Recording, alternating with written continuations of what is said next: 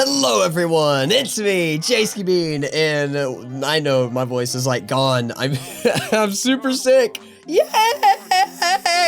Okay, anyway, I'm coming at you with a video with a bunch of tips for reading Baldi'S basics because I've noticed a lot of people are playing this game now and it's getting really popular, and not a lot of people really know what's going on. Like, they do, like, they can get the notebooks and stuff, and they got that, gotta get going, but they keep getting caught by Baldi because they're not really sure how everything in the game is, the science of it. So I'm gonna delve pretty, like, not really deep, but I'm gonna go over, like, the basics with you guys and some little tips that I do in the game. I don't want to rant for too long because I hate videos that rant for like a minute and then they get started. So we're gonna get started. My first tip for you guys is Baldi can only hear and see you. He doesn't always know where you are. Now, when I say that, I mean that Baldi only goes by his sight, like when he physically sees you, or whatever doors he hears. You know when you get an answer wrong and he goes, I hear all the doors you open or something like that. I hear every door you open. It's because when he hears you open or close a door, he immediately, okay, prioritize that. I go to that door. If he sees you, he's going to follow you around whatever corner you go over last. So when I say that, I mean, it's really easy to lose him. It's really easy to have him see you go around a corner, and then if you're not in sight when he goes around that corner to find you, he's lost. You lost him. Good job.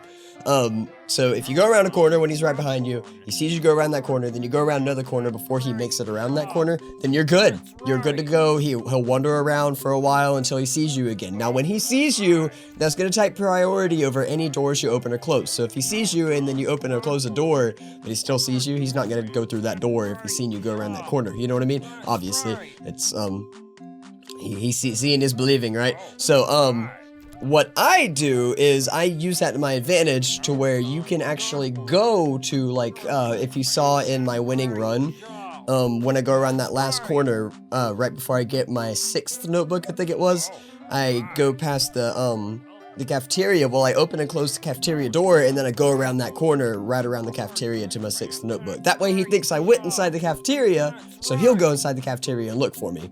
He won't go to the 6th notebook area and look for me until I open that 6th notebook door, and then he'll be like, oh crap, he's over there. But by then, that will give me enough time, you know, to kind of get what I want to do. Another really cool thing about this is disorienting items totally turns off his hearing. Like, he won't hear you open any doors or anything. Like, you know, the cassette tape you can put in the cassette thingy in detention, or that's a good way to get, like, freebie detention, by the way, is to lose him there, because you get teleported to detention, he doesn't know where you went, and then you can disorient him so he doesn't even, like, he doesn't know, you can get out of detention and go wherever you want, or at least until the boo goes away. Another thing is the phone at the end of the long hallway on the left-hand side of the map. I lost my map. It's on my video for it. I'll probably save because somebody made a link to it. I'll probably save it and put it alongside this vlog. But anyway, on the left-hand side of the map, there's a phone at the very top. You can use a quarter on that phone, and it'll disorient him as well. And I think that's it for the Baldi'S. That's Baldi'S mechanic. Like, if you know that, you're pretty much golden. Like, no matter how many notebooks you have, no matter how fast he is, you can lose him like that, as long as you, like, distract him or trick him or whatever. Another one, before you get started, if you have time to, because it is mostly luck. I mean, these NPCs come around these corners and get you, they get you. Circle the schoolhouse first before you start collecting notebooks. You're way faster than Baldi is when you have 2 out of 7 notebooks. So if you're walking around, if you just get started, like, first off, what I would do is kind of goes with number 1 as well, is I would start off, get the notebook on the right as my first notebook, because it's further up, and then get the notebook on the left because it's closer to that split where you can go left or right. That way you can lose them easier and get more of a head start. But anyway, circle the schoolhouse first. So circle it around, go get all the items you need, and then kind of trick Baldi into going around whatever track you want him to go around, because you can have him do whatever you want, honestly. And that's pretty much it. Like I said, you can easily outrun him with 2 out of 7 notebooks with the first 2 notebooks, so it's easy to go and get whatever items you need first, as opposed to trying to collect them when you have so many notebooks and he's super fast or whatever. Which in my run, I just went ahead and grabbed the items as I went. That's because I had tried thousands of times that day, and I was so... So anyway, the third one is know what all the items do. The more you know, the better.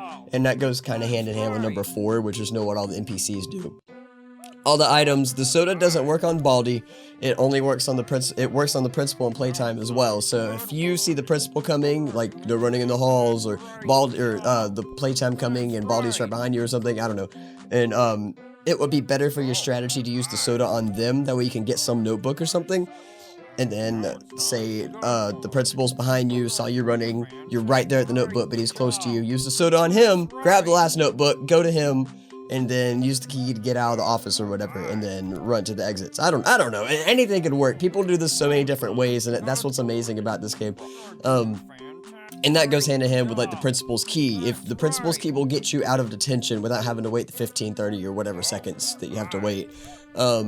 So you got the cassette tape, which will distract Baldi. You got the quarter, which will work on a vending machine in the hallway right behind the lounge. If you start off, you get the right notebook, get the left notebook, take a right from there, go through those doors. On your right, there is a lounge with candy, which instantly maxes out your stamina and keeps it like where it doesn't go down for a while. And then you go through this door and go up, and there's the cassette tape, which that, if you put in the cassette player in detention, will distract Baldi. You know, it's the disorienting thing. But anyway, right above that is the vending machine, and then there's another one in the cafeteria. You can use the quarter on those, and it'll give you a basoda. So really, there's 2 basodas right there. There's one in the cafeteria, and I think that's it for the basoda. I think there's just those few, and I can't remember. And then, let's see, so I got the candy, the basoda, the quarters. The quarter works on the phone as well.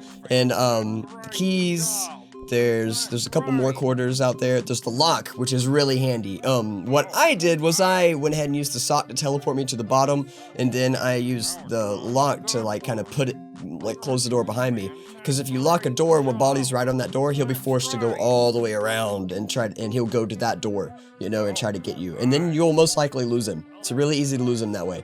But that's it for the items, I believe.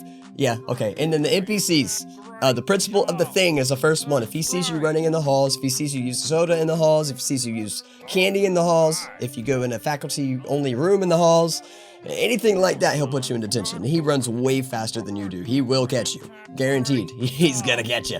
Now, you could use this to your advantage later on in the game by having the principal's keys, getting out there, or having the cassette tape and using that as a quick way to disorient Baldi. But most of the time, he's not planned, and he gets you, and it sucks.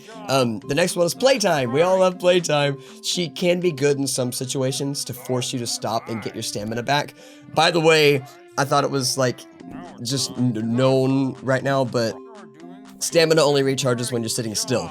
It doesn't recharge while you're moving or sprinting or whatever, only when you're sitting still. Let's see, so playtime can be helpful or it can kill a run. It really depends how far ahead you are of Baldi. If you just take the sock puppet, teleport to the beginning, Baldi's right behind you, sock puppet teleports him as well.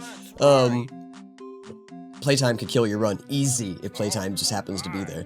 Another one is the bully. The bully is a good way to handle the bully is to do a sweep around the first, before you get more than the first 2 notebooks. Do a nice little run around the schoolhouse. Make sure the bully isn't blocking any of your ways and your planned path or whatever. Try to work out another path around him because he doesn't let you pass unless you give him an item. You can't choose what item you give him, he just takes one, which can kill your run. He's probably my least favorite, honestly, because he's straight up a run killer. There's no way to use him positively. Like, it's just negative. Full on negative. Another thing...